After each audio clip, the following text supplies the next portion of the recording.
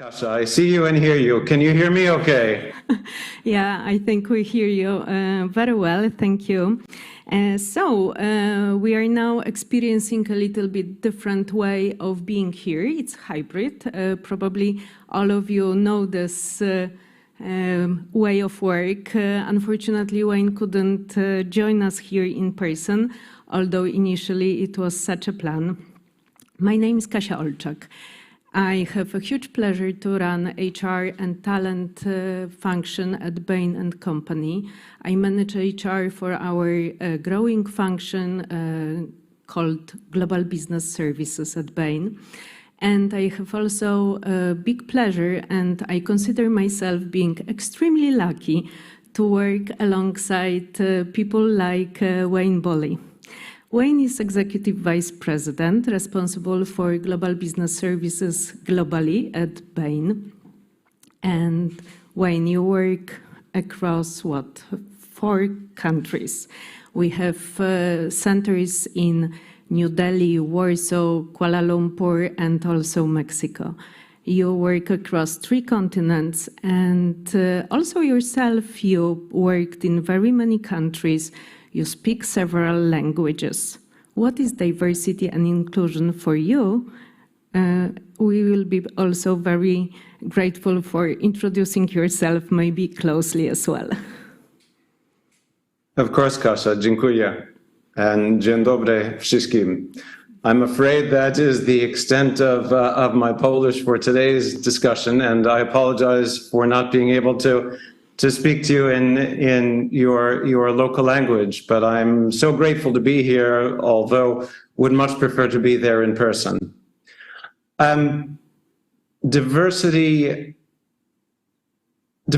equity, and inclusion for me is really about doing the right thing and doing things right. It is putting your money where your mouth is, and we'll talk a little bit about that in the next few minutes. I'm passionate about it, and in some ways it goes back to my upbringing. You might be able to tell from my somewhat unusual accent that although I'm based in London, from where I'm speaking today, I'm not from there originally. I was born in the US in New York, and I grew up in Virginia. And after starting my university studies in architecture, where I very quickly realized I wouldn't be terribly successful, I pivoted to linguistics and computer science. Linguistics because I was passionate about cultures, languages, and understanding people, and computer science because I thought it might help me get a job. And then I discovered that computer languages gave me some insights into human languages and vice versa. But I've spent half my life living outside the US and using my languages and keen interest in others really to explore the world and get to know people a little bit, I hope more deeply than on the surface. And I started that, I think, because I felt very early on that Americans can be so sheltered. It's such a large country. We can be, as large as we are, we're so provincial in some ways because, well, maybe because we can be, but I think maybe even in today's society where many of our cultures, many of our countries are becoming in some ways more and more isolationist, it's all that much more important to me to reach out, to be more inclusive and to tap into everything wonderful that the world and the people that we work with have to offer. So that's a little bit about me, Kasia. I guess you knew that already. Yeah, but it's good everybody knows right now as well.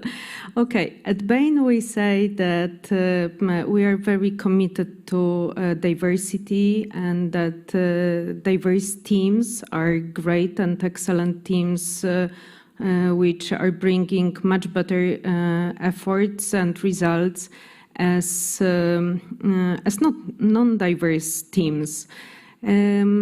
Diversity is also part of Bain's values. We say diverse teams, one Bain. Can you elaborate about how really diversity adds the value? And for me also, diversity, very important subject is inclusion. More diverse teams means bigger effort into inclusion. What would you say? Absolutely, Kasia.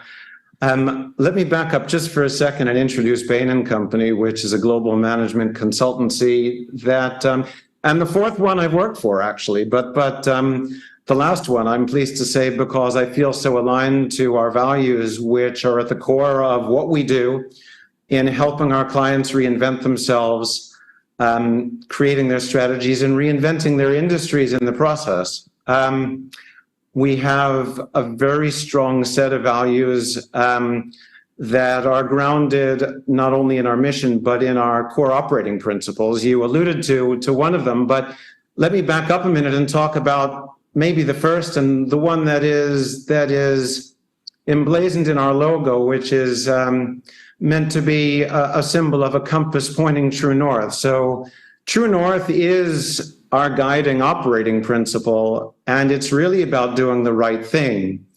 I talked about DEI being doing the right thing and doing things right. Well, it starts with the values which are doing the right thing and our commitment to true north. The doing things right is building diverse teams, engaging and including diverse teams to make sure you tap into everything that people have to offer. I talk about our operating principles. I think the second one that you alluded to was diverse teams, one Bain. The diversity teams really talks about the D of DEI, and the one Bain talks about the I of DEI. It's really about building teams that offer lots of different things in skill sets, in cultures, in everything we do, and in including people, making them feel comfortable and treating them with respect. And then I suppose there's a third operating principle that very much supports our one Bain philosophy and our true north mindset and ethos. We call ourselves Bainies. And one of our operating principles is that a Bainey will never let another Bainey fail. And while for some it may sound cliche, it's actually probably the single thing that brought me into Bain, and the feeling after I met so many Bainies and interviewed with so many people, I actually got a sense that this wasn't just lip service. This was a representation of our values and who we are, and that we would stand behind each other. We would make other people successful, and we would include people to bring the best of all of them into our organization to help each other out and to help our clients make the most of themselves. So I think that feeling that a Bainey will never let another Bainey fail is core. It's really central to how we operate and in putting our money where our mouth is. Okay. So great to hear, but let's maybe move from theory, values into practice. As you often say, talk is cheap. So what do we do? Only in Warsaw, we have an organization of 500 plus employees, almost 40 nationalities. People of different age, genders. We are actually very lucky to be 70% women and also 50-50 in all levels of management, which is great, but still I think 20% to go, huh? If 70% is the representation. What else? I mean, can you bring some examples what we at Bain, but also what you do to make it happen? How practical are you about diversity and inclusion?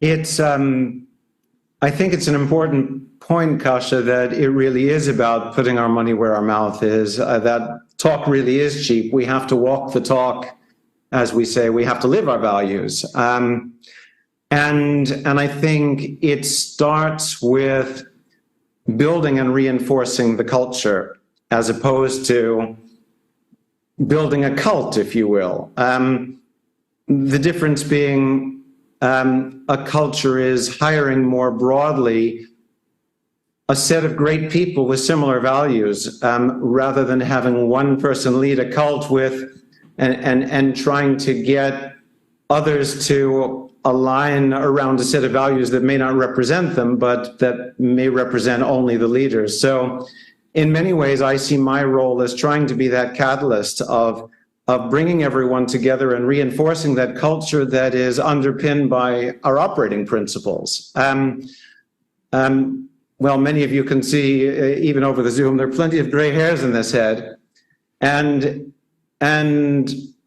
I suppose every one of them is representative of maybe a fight, and an important fight, to make sure that we do live those values and we stand up for what we believe in. And it starts with hiring great people and taking care of them. So in all the years I've been working across the globe, it really is starting with great people with similar values, and most of the time we get it right, and we do our best to take care of them. And it's even tougher in these difficult economic times, but we do everything we can to make sure our people really appreciate that they're valued. And as I say, most of the time we get it right, and occasionally not, and those people just tend not to last here. So it starts out, point one is building the culture rather than the cult. And that's the first part of putting our money where our mouth is. The second bit, I think, revolves a little bit about training. And I think we try to take it to the next level and not just following what everyone else is doing. Years ago, everyone started talking about unconscious bias, and we got on that bandwagon too. We delivered programs in unconscious bias to raise people's awareness about prejudices, about an appreciation for differences, and an understanding that we might go into a situation with certain prejudgments. What we realized is that, unfortunately, that didn't change people's behaviors.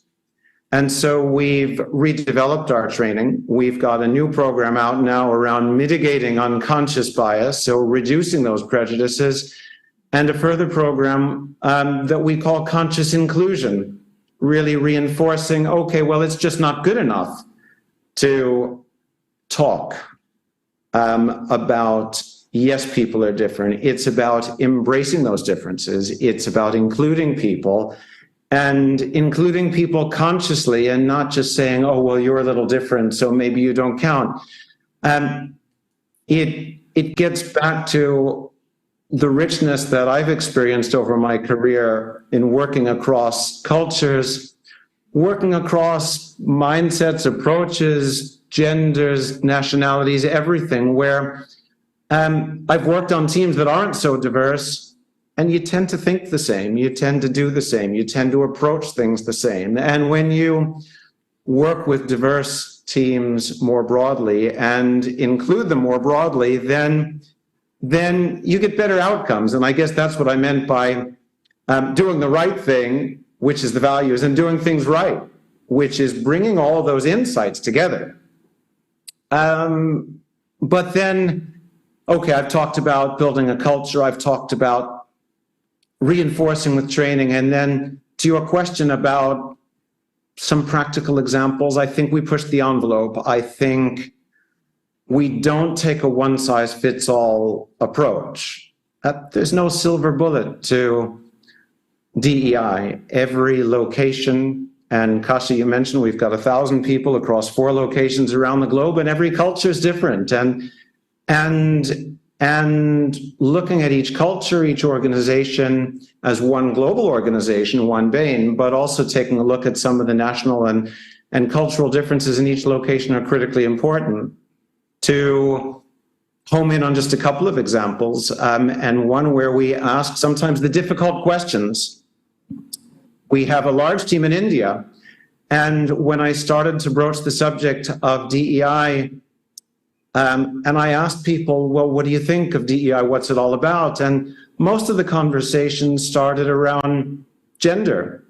That's what we've always talked about. That's what our programs have typically focused on. And I push things a little bit because in India, our team is 50-50 male-female.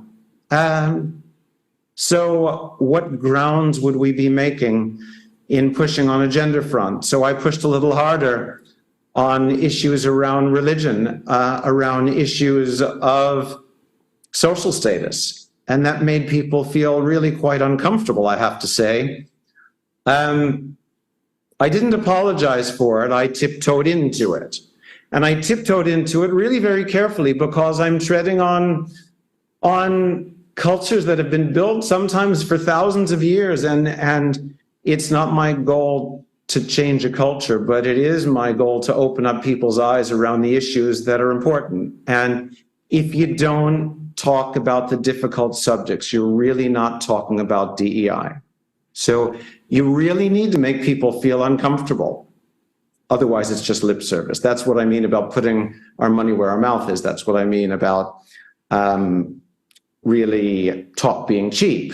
So that's an example in India. In Poland, well, we've got a 70-30 split female-male. Focusing on gender doesn't make sense.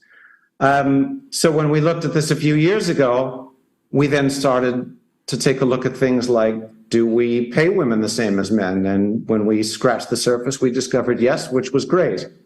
We then dug a little bit further. Do we have enough women in leadership positions? And a few years ago, the answer was no. And we worked actively and consciously. That's again, back to the conscious inclusion. That's again about pushing things, about not taking the easy answers. And now we are at a very balanced split of male, female, and I hope in future more LGBTQ plus members of our leadership. We have at least one that we're aware of, but we should have more. And we should make sure we have an active and inclusive environment that encourages people feeling comfortable. So one is about asking the difficult questions. And I realize we're short on time. And I know, Kasia, you know me well enough to know that I could speak for another hour, and I promise not to do that. And I will encourage any of you to feel free to reach out to me. I'm there on LinkedIn, and I'm certainly there at wayne.boley@bain.com. So please feel free to come to me with more questions. But let me just touch very quickly on a couple of other quick things. Apart from those two examples, I did want to mention we have broad-based affinity groups. It's not just about women at Bain. We have Diverse Abilities at Bain, which is a recent affinity group to talk about issues around neurodiversity. I've done some train-the-trainer training myself. I learned quite a bit about that, even about my own inclinations and things. It's not true that you can't teach an old dog new tricks. I realized that for quite some time I was sometimes referring to myself as OCD, and then realized that, gosh, I might be insulting people who have been clinically diagnosed as that. And while perhaps I am, and I just haven't been clinically diagnosed and actually scratching the surface, I think there are probably examples of how I might have some of that behavior, but I've never probed that further. But now I'm more conscious of those sorts of things and a little bit more aware myself. So I think, again, pushing the envelope about different diversity groups. We have our Pride at Bain. We have women, Latins, Blacks at Bain, many diversity groups that cater to different affinity groups to make sure people feel comfortable. And then finally, we drive a better understanding of each other through various cultural events. As you mentioned, Kasia, we've got 40 nationalities, over 100 dialects in Warsaw. We have regular cultural events where we focus on not only the cultures, but focusing on the cultures broadly: film, art, food, which always brings people together, dance, movies. It makes people appreciate the world around them a bit better. And I may be looking a little bit tired or stressed today, but because I've spent the week learning how to dance Bollywood for an upcoming offsite in Delhi. So again, trying to be inclusive, and the team pushing me definitely beyond my comfort zone. I will not be sharing that video amongst all of you. So I realize I'm now, Okay. I'm not over and I shall stop here, but I thank you for the discussion, Kasia, and for including me in this. Lovely having you here on the panel, and I'm really sorry you will not join us for the coffee break, which is just coming, because there will be probably a lot of questions, but I promise I will bring them to you so you can answer, and then we can bring answers to everybody listening, okay? Thank you, Kasia. I certainly don't pretend to have the answers, and I wish you a wonderful rest of the day. Only wish I could be there, although I'd still have a difficult time understanding the Polish, but I do understand coffee break, and I will let you do that. Okay, so see you in a round. Do widzenia. Dziękuję. Bye-bye.